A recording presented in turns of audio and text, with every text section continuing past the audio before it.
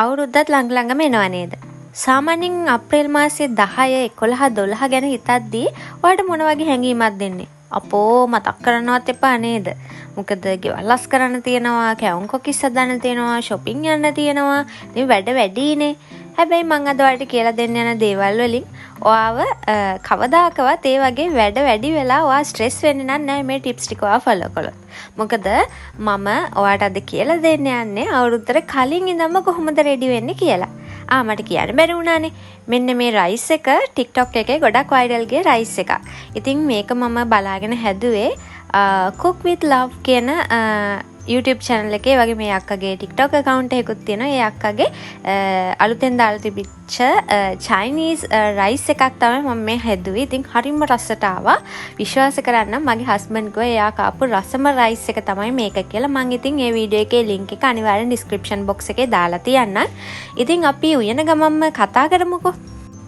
ඉතින් මං ඔයාලට කිව්වනේ අවුරුදු කාලේ වැඩ වැඩි වෙලා ස්ට්‍රෙස් වෙන්නේ නැති විදිහේ ටිප්ස් ටිකක් තමයි මං ඔයාලට කියලා දෙන්න යන්නේ කියලා.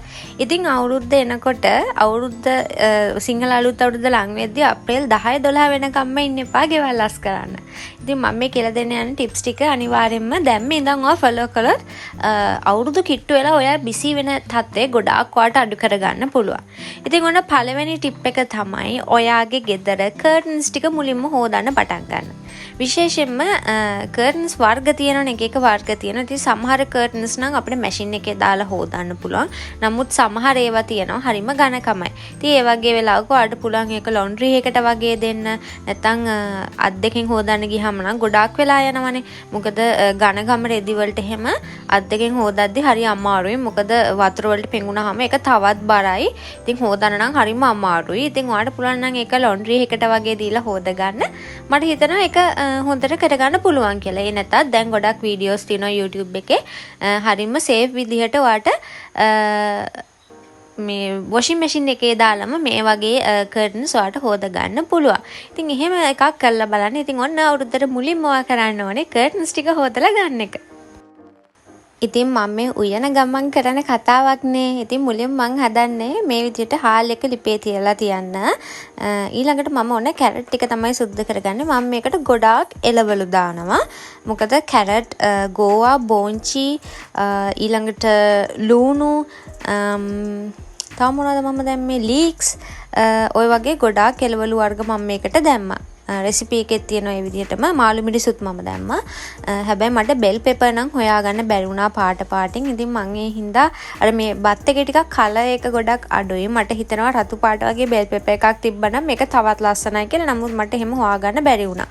ඉතින් මම ඔන්න කැරට් ටික තමයි මුලින්ම සුද්ධ කරගන්නේ. ඉතින් ඒ අතරේ අපි කතාවත් දිගටම කරගෙන යමු.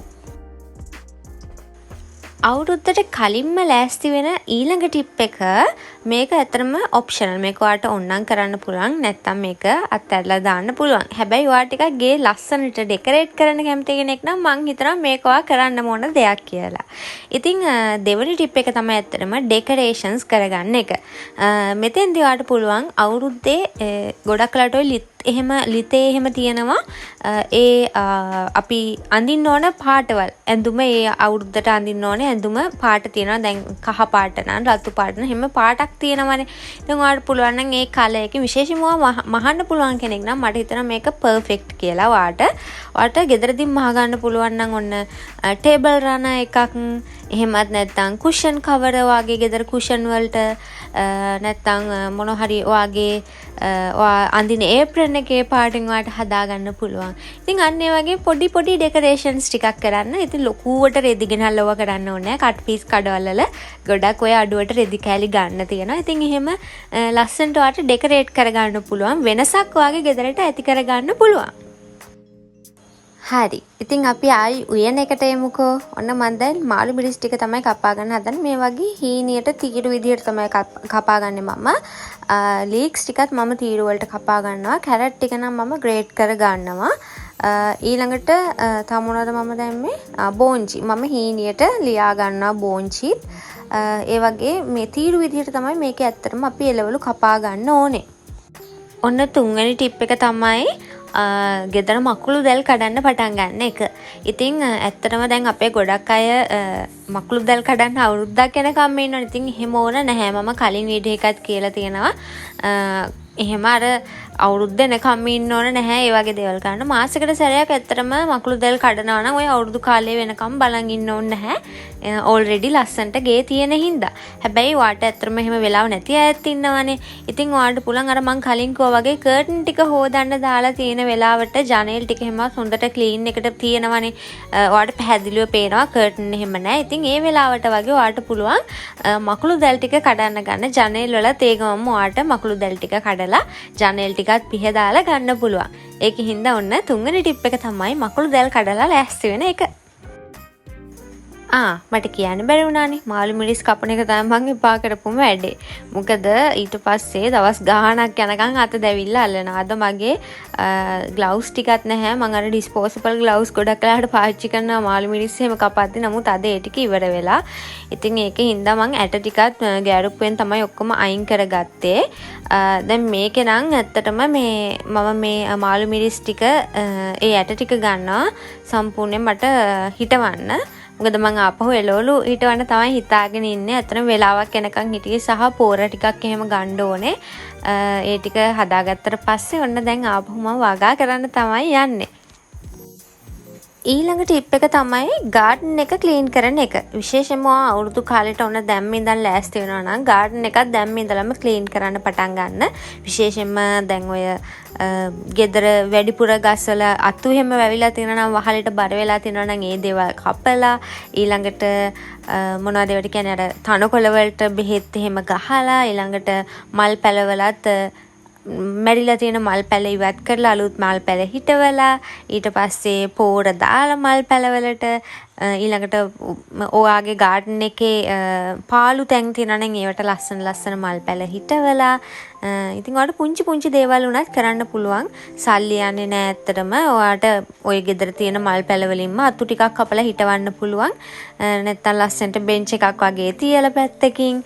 ඉතින් ඒ වගේ දේවල් කරන්න පුළුවන්. ඉතින් අපිත් මේ දවස්වල එහෙම පොඩි ප්‍රොජෙක්ට් එකක් කරගෙන යනවා. ඉස්සරහට වීඩියෝ එකකින් අනිවාර්යෙන් අරගෙන එන්නම් කොහොමද අපේ ගාඩන් එකේ ප්‍රොජෙක්ට් එක කළේ කියලා.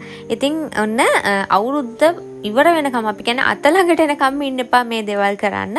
මොකද ඔයාට අවුරුදු කාලේට ඔය කැවුම් හදන්න තියෙන දේවල් එක්ක මේ දේවල් මග හැරෙන්න පුළුවන්. ඉතින් දැන් මේ ඉඳලා කරන්න පටන් ගන්න. ඊළඟ ටිප් එක තමයි ඇත්තටම වැදගත්ම දේවා මොන දේ නොකලත් ඔයා ගෙදර ගාඩන් ටික හේදුවත් නැතත් ඔයා ගාඩන් එක සුද්ධ කළත් නැතත් මේ දේ කළේ නැත්නම් ඔයාගේ ජීවිතේට ගොඩාක් බලපානවා. ඒ තමයි මුදල් කළමනාකරණය. ඉතින් ගොඩාක් අය මං කලින් වීඩියෝ එකක් කියලා තියෙනවා කොහොමද අවුරුද්දට අපි සූදානම් වෙන්නේ කොහොමද අපි අවුරුද්ද බංකොලොත් වෙන්නේ නැතුව කොහොමද අවුරුද්ද සමරන්නේ කියලා මම වීඩියෝ එකක් කරලා තියෙනවා. ඉතින් මම ඒකේ link එකත් යටින් ඔයගලන්ට description box එකේ දාන්නම්. ඉතින් අවුරුද්ද කියන්නේ වියදම් වැඩි කාලයක්. ඒ වගේම අපි අනිසි විදිහට වෙලෙන්දන්ට රැවටෙන කාලයක්. ඉතින් ඒ හින්දා අපිට ගොඩක් වෙලාවට සමහරු ණය වෙලා අවුරුදු සමරනවා. සමහරු බෝනස් එකයි පඩියයි සේරම නාස්ති කරගෙන අවුරුදු සමරනවා. ඉතින් එහෙම මේ එක මාසයකට මහා ලොකු විපර්යාසයක් කරන්න ඕන නැහැ. එක දවසයි නැත්තර මොක තියෙන්නේ. ඉතින් ඒකෙ හින්දා ඒකට කලින් ඉඳලා ලෑස්ති වෙන්න. මම මේක ගැන සම්පූර්ණ වීඩියෝ එකක් කරලා තියෙනවා කොහොමද අවුරුද්ද බංකොලොත් වෙන්නේ නැතුව කරන්න කියලා. ඉතින් ඔයාට ඒ වීඩියෝ එක බලන්න පුළුවන්. ඉතින් ඒකෙ හින්දා ඔයා ඊළඟට කරන්න ඕන ටිප් එක තමයි මුදල් කළමනාකරණය කරන එක. මම කෙටියෙන් කියන්නම්. ඔයාට පුළුවන් ඔයාගේ වියදම සම්පූර්ණයෙන් අප්‍රේල් මාසෙට මොන වියදමක්ද යන්නේ බඩු වලට කොච්චරක් යනවද shopping කරන්න කොච්චරක් යනවද ඊළඟට නෑදෑ ගෙවල් වල යනවා නම් ඒගොල්ලන්ට කොච්චරක් වියදම යනවද ඒ විදිහට බජට් එකක් හදාගෙන ඔයාගේ සැලරි එක ඒකට මදි නම් මොන හරි අමතර ඉන්කම් එකක් හොයාගෙන ඔයාට ඒකට ලෑස්ති වෙන්න පුළුවන්. හින්දා හොඳ කල්පනාවෙන් අවුරුද්දට මුදල් කළමනාකරණය කරගන්න.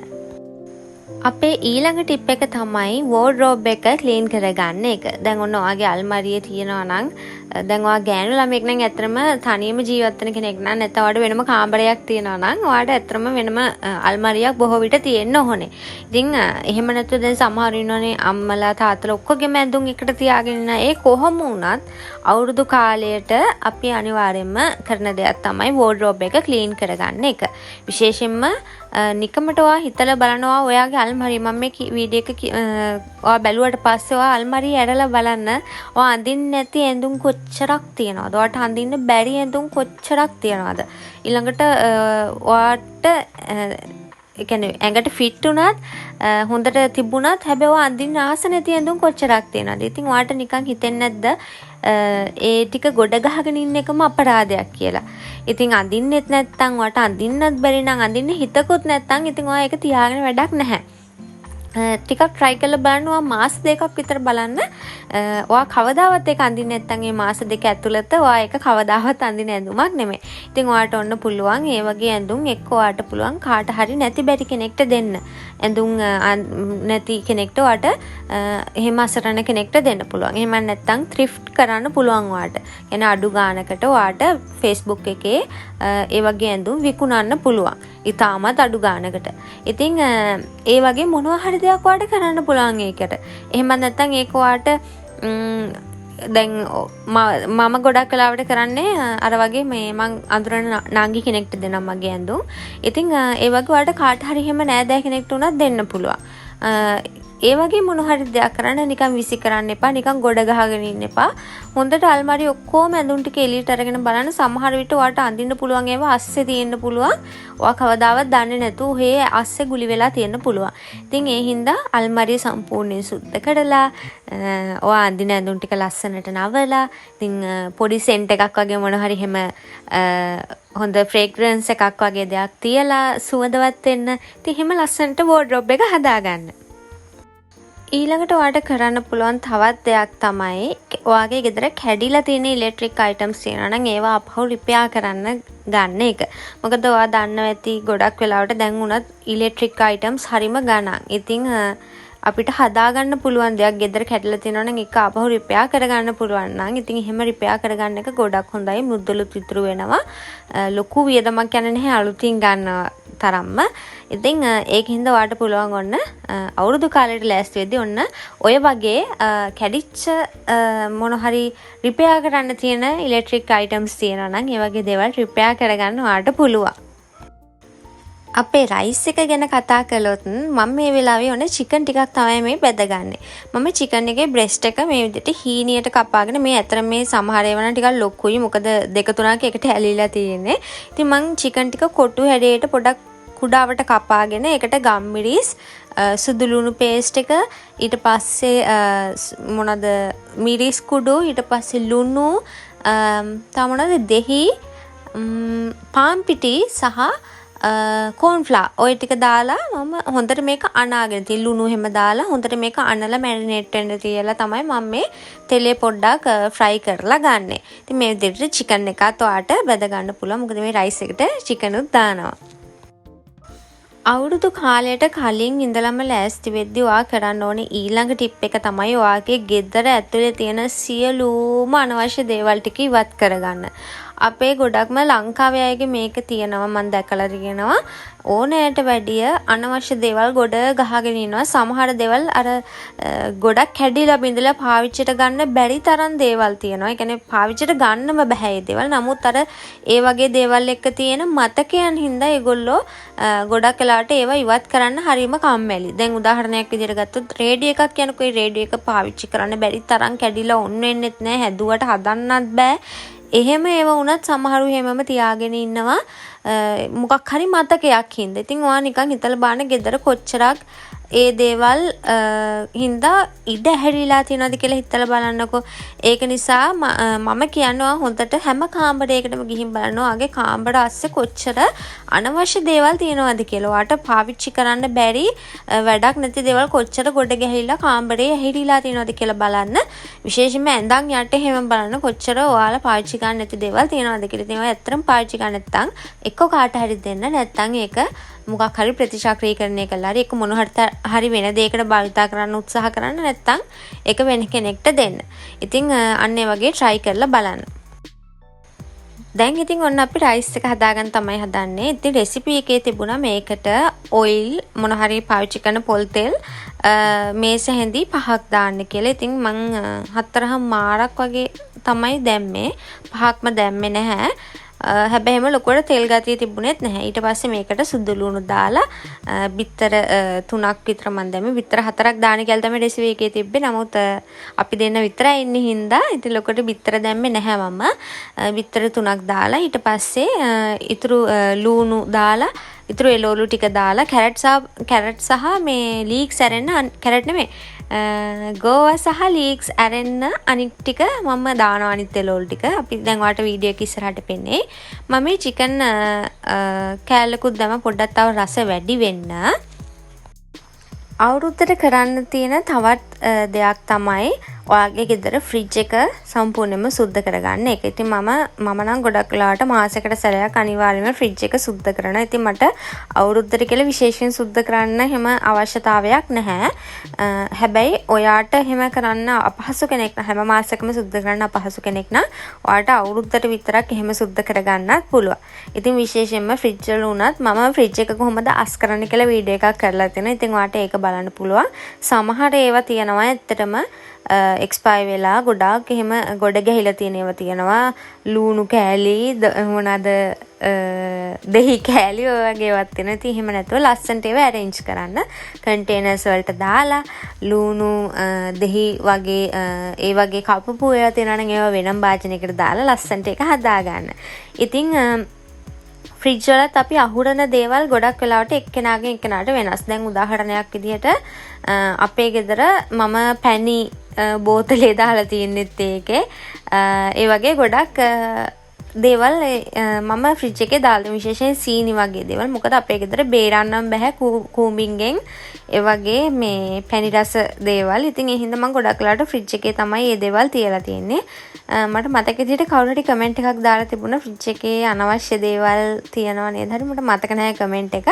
කොහොම හරි හිම එකක් දාලා තිබුණා. ඉතින් අර ගොඩක් වෙලාවට අපේ ගෙදර තියෙන තත්ත්වය අනුව තමයි ගොඩක් වෙලාවට ඒ කියන්නේ එළියේ තියන්න බැරි දේවල් තියෙනවා. ඉතින් ඒ වගේ දේවල් දැන් එළියේ තියන්න බෑ කියලා සබන් ඒ වගේ ඒවා තියන්නේ නැහැ. කෑම බීම සමහර ඒවා එළියේ තියන්න බැරි දේවල් දැන් ඔය පැණි බෝතල් සීනි වගේ දේවල් නම් මම ෆ්‍රිජ් එකේ දාලා තියෙනවා. ඒක එකිනෙකාගෙන් එකිනෙකාට වෙනස්. ඉතින් එහෙම තමයි. ඉතින් ඔන්න ෆ්‍රිජ් එකත් ওই විදිහට වලට අස් කරගන්න පුළුවන්. දැන් ඉතින් මම රයිස් එකේ ගොඩාක් දුරට හදලා ඉවරයි. ඔන්න දැන් බිත්තර ටික මම මේ විදිහට දාලා ලුණු ටිකක් දාලා තියෙන්නේ. එහා පැත්තෙන් මම ඔන්න චිකන් ටිකක් බැද ගන්න ගමන් තමයි තියෙන්නේ. ඉතින් මට චිකන් එකේ සිහිය තිබිච්ච හින්දා මෙතන පොඩ්ඩක් බිත්තර එක පොඩ්ඩක් වැඩිපුර මොකක්ද ඒකට කියන්නේ වැඩිපුර මේ ෆ්‍රයි වුණා. චුට්ටක් විතර අඩිය ඇල්ලුවා. හැබැයි ඉතින් අවුලක් උනේ නැහැ. ඔන්න දැන් මෙන්න මේ විදිහට තමයි තියෙන්නේ. පොඩ්ඩක් ෆ්‍රයි වෙලා වැඩි.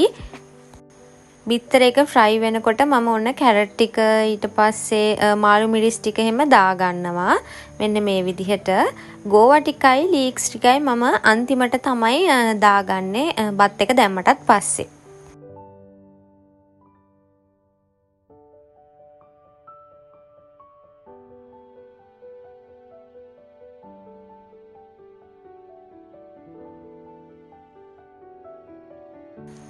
එළවලු ටිකක් තැම්බෙන්න ඕන හින්දා මම මේ විදිහට චුට්ටක් විනාඩියක් විතර වහලා තමයි තියෙන්නේ.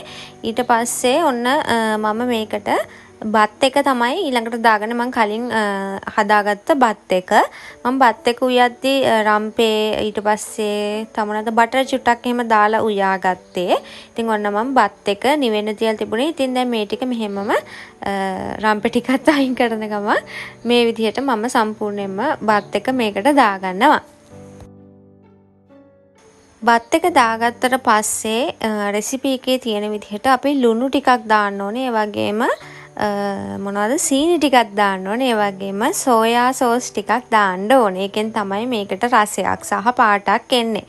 ඉතින් ඔන්න මම ඒ විදිහට සෝයා සෝස් අනම්මනම් ටිකත් දාලා හදා ගන්නවා.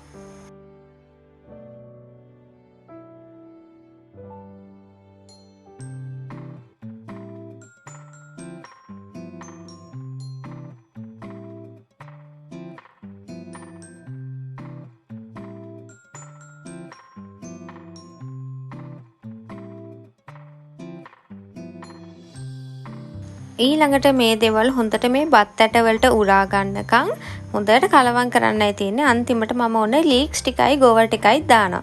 මම මේක ඇත්තට බත් වලට වැඩිය ගොඩක් එළවලු තමයි දාගත්තේ. මොකද දැන් ඇත්තටම මේකේ ගොඩක් තෙල් එහෙම පාවිච්චි වෙන හින්දා ඉතින් තෙල්ම නැතුව මෙතන එතකොට එළවලුත් කැවෙනවනේ.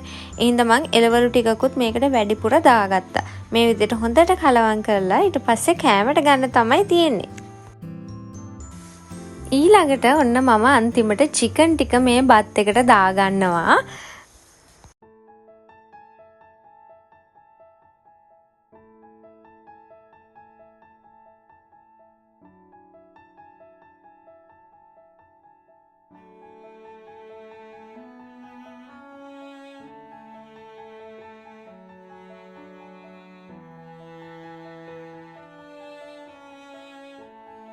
දැන් ඉතින් ඔන්න බත් එක රෙඩි. අපි දැන් බෙදාගෙන කන්න තමයි හදන්නේ. ඉතින් මේක හරිම රසට තිබුණා. මම මේකට කිසිම වෙන කරි එකක් හදාගත්තේ නැහැ. මේකේ එළවලු, බිත්තර, මස් හැමදේම තියෙන හින්දා මේක විතරක් කන්න පුළුවන්. ඉතින් ඔයාත් අනිවාර්යෙන් හදලා බලන්න. මම මේ වීඩියෝ එකේ link එක description box එකේ දාලා තියන්නම්. ඉතින් cook with love කියන channel එකට ගිහින් බලන්න. ඒක මාරම රස රෙසිපි එකක්. ටක් ගාලා හදා ගන්නත් පුළුවන්. චිකන් එක හදන්න තමයි චුට්ටක් වෙලාව යන්නේ. ඒ අරගෙන හරිම ලේසියෙන් හදන්න පුළුවන්. ඉතින් මම හිතනවා මේ වීඩියෝ එකෙන් රස කෑමක් හදන විදිහ දැක්කා වගේම ගොඩක් ජීවිතේට වැදගත් දේවල් ඉගෙන ගන්න ඇති කියලා. ඉතින් මතක ඇතුව පහලින් කමෙන්ට් එකක් දාගෙන යන්න මෙදා පාර අවුරුද්දට අඳින්න තියෙන ඇඳුම මොන පාට එකක්ද කියලා. ඉතින් පහලින් කමෙන්ට් එකක් දාගෙන යන්න. ඉතින් ගිහින් එන්න.